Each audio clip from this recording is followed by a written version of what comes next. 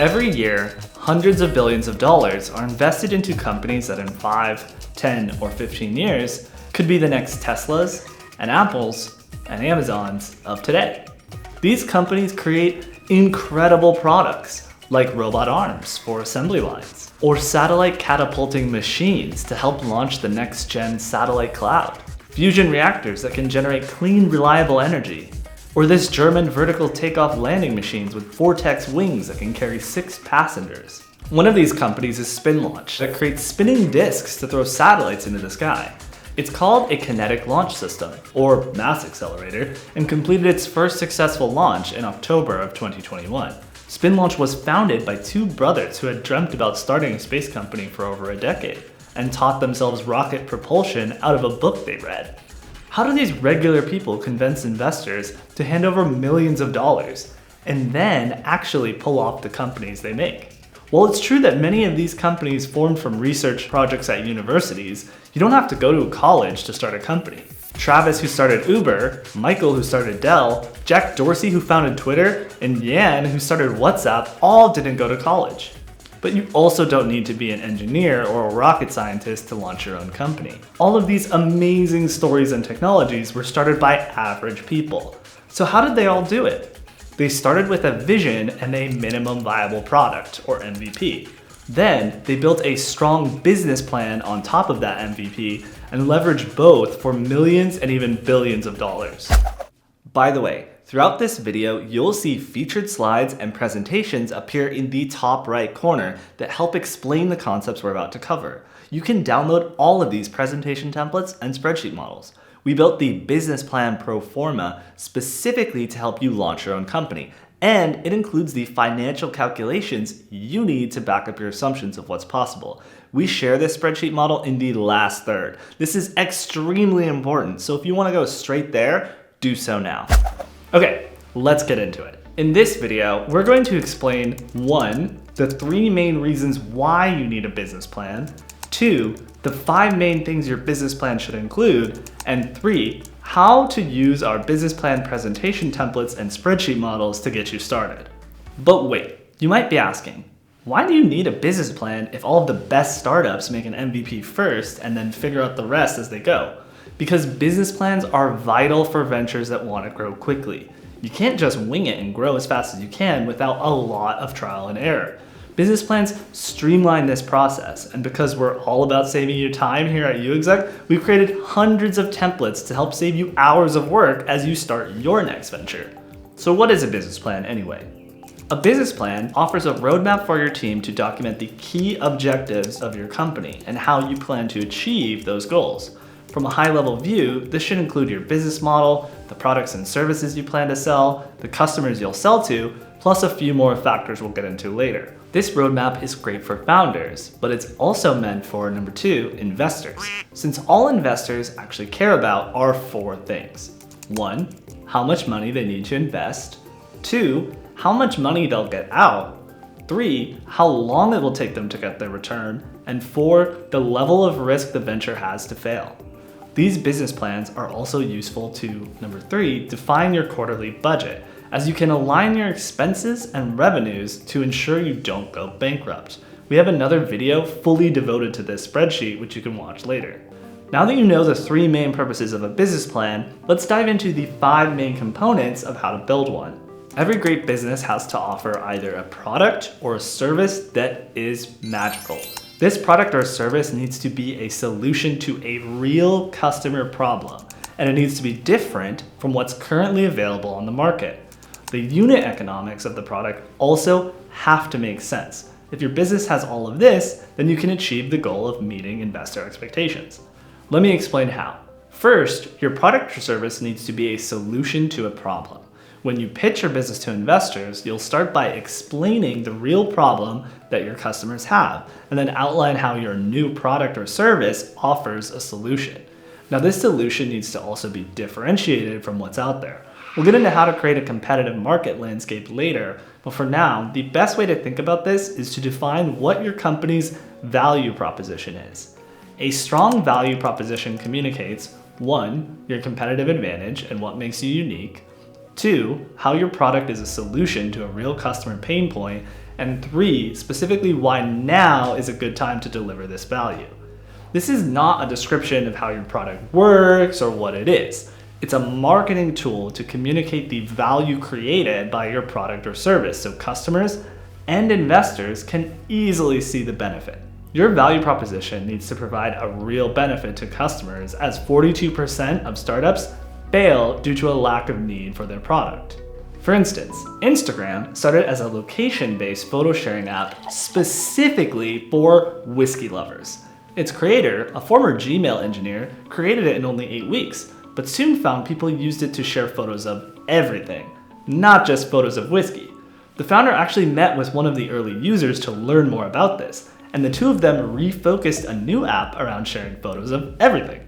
Because of this pivot, the pair turned the app into Instagram, which they then sold to Facebook for $1 billion. Niche products do have a place in the market, but the interesting value proposition of Instagram wasn't its niche aspects. It was something much bigger than that. And products don't have to necessarily solve problems, they can also be vitamins that improve a customer's life with a benefit, like the Instagram example. But the creators didn't realize the true value of the product until they tested it in the market. So you've convinced investors your product has value. Now you need to convince them that there's actually a market for it.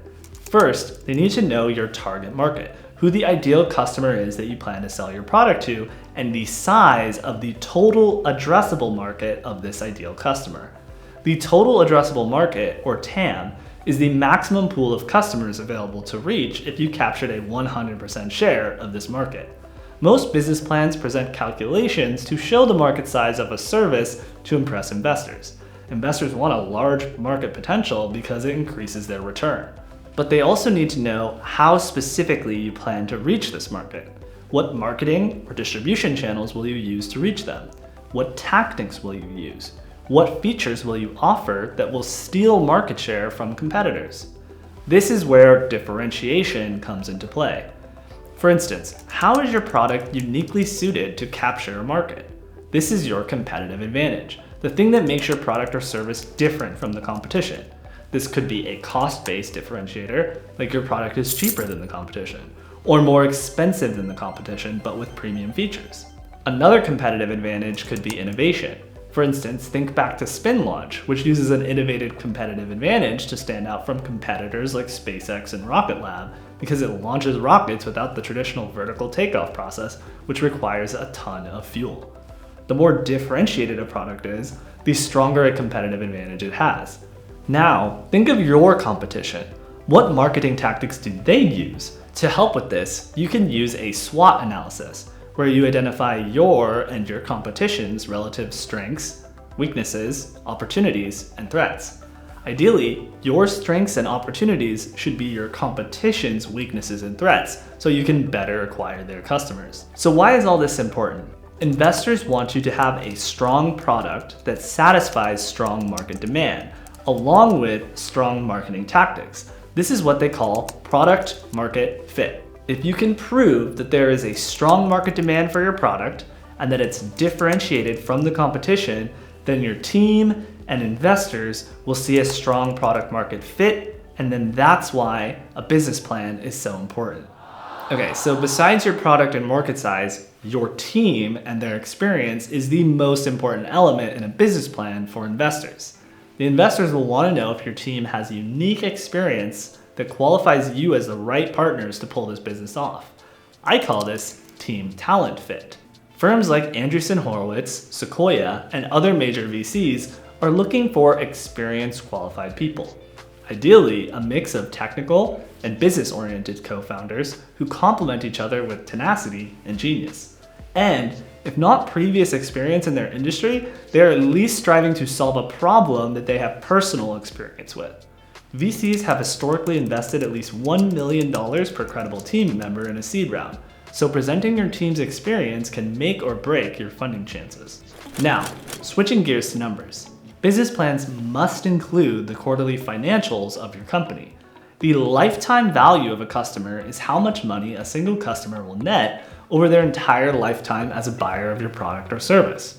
This lifetime value, or LTV, should ideally be 3 times greater than the customer acquisition cost, otherwise known as CAC. The cost per acquisition is the marketing and overhead cost required to acquire a single customer or sale. The operational cost is the cost to produce your product, so any startup expenses, product development expenses, and more are involved in that. Now, evaluate the lifetime value of a customer minus the acquisition costs and operational costs. This will determine the profit margin of your business. A higher margin will create a higher return for investors, so that's all gravy. Yummy. The financial section of your business plan allows you to present to your team and investors that your assumptions are sound and real. To calculate this data for up to 10 years into the future, we've created a business plan template which we'll explain more in depth and show you how to download in a few minutes. Last thing, your business plan should also provide the metrics, or KPIs, you'll use to track the unit economics and operational performance of your business over a 5-year period. This will help your team with quarterly planning and help investors assess your performance to make sure you're operating according to your plan, which mitigates their risk. So the next most important component in a business plan is an MVP. This is where all your previous financial, market, and problem solution assumptions get tested and validated. Your business will be ready to launch when you have a minimum viable product to offer customers. Based on your previous financial assumptions, you should be able to create a cost-effective MVP that can be tested across multiple iterations. You then gather feedback on V1 and use the feedback to create V2, and then use that to create V3, and so on. Okay, remember all those cool slides and tools we just showed you? You can download and customize them to save you hours of work as you make your next business plan. For instance, our business plan spreadsheet template is vital to calculate the financial analysis your business needs to operate effectively. You can enter and adjust your data for up to 10 years and edit the potential revenues across multiple products or even subscription services against your operational expenses for a 10-year financial outlook. It accounts for all the capital expenses needed to build the molds for your product or expenses paid across employee payroll, taxes, office lease costs, and then formulates this all into how much your operational costs will lose each month. This number is vital to determine 1, how much money you'll need to raise from investors, and 2, how long it will take to get to your break-even point, or the point where the profits of a venture are equal to the costs. These calculations are critical to better calculate your operational costs. This business plan template allows you to simulate and scenario plan how many employees you need to create your product and determine your quarter-by-quarter budgets. You can then generate all of these projections into charts and diagrams. For a deep dive on how exactly you can use this, you can check out our other video on the business plan presentation template. Many billion-dollar companies, whether it's SpaceX, Tesla, Amazon, and others, lost money for years until they became profitable.